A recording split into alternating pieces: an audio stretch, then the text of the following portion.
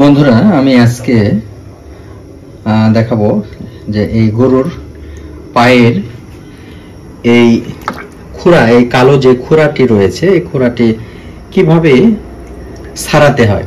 আমরা অনেকেই জানি, আবার অনেকে জানি না। সেটার জন্য আমি আজকে ভিডিওটি করছি যে এই কালো খুরাটি এই হাড্ডি থেকে আলাদা করব কিভাবে, এটি মূলত আমরা আজ দেখব। আপনারা দেখতে পাচ্ছেন যে আমি একটি বড় কড়াইয়ে 4টি পায়ের 8টি খোরা নিয়ে নিচ্ছি, আপনারা দেখতে পাচ্ছেন, এবং এটি সিদ্ধ করতে দিচ্ছি।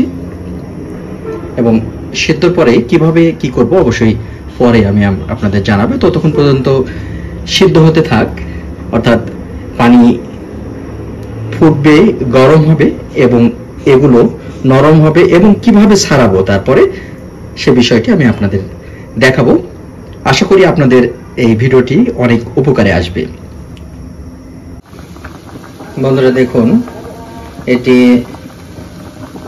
বলক উঠে গেছে। আমরা আরো কিছুক্ষণ এই হাড্ডিগুলো, অর্থাৎ পায়ের যে খুরাগুলো রয়েছে গরুর, এগুলোকে আরো কিছুক্ষণ সিদ্ধ করে নেব। অলরেডি আমার বলক উঠে গেছে, আপনারা দেখতে পাচ্ছেন। অনেকেই বিপাকে পড়ে যায় এই গরুর পা কিনে নিয়ে এসে, যে কিভাবে রান্না করব, কিভাবে এই কালো অংশটুকু, অর্থাৎ এই যে খুরা রয়েছে পায়ের, এগুলো কিভাবে ছাড়াবো। অনেকে কিন্তু বিপাকে পড়ে যান। তাদের জন্য এই ভিডিওটি আশা করি আপনাদের অনেক কাজে লাগবে, আর সেটি দেখাবো আমি আপনাদের আজকে।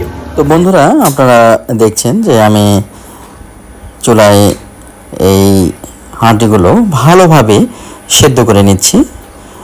আপনারা একটু কথা মাথায় রাখবেন যে অবশ্যই সেদ্ধ ভালো হতে হবে, না হলে কিন্তু এই যে কালো অংশটুকু রয়েছে হাঁড়ির সাথে, যে খোরাগুলো রয়েছে, এটি কিন্তু সহজে উঠবে না।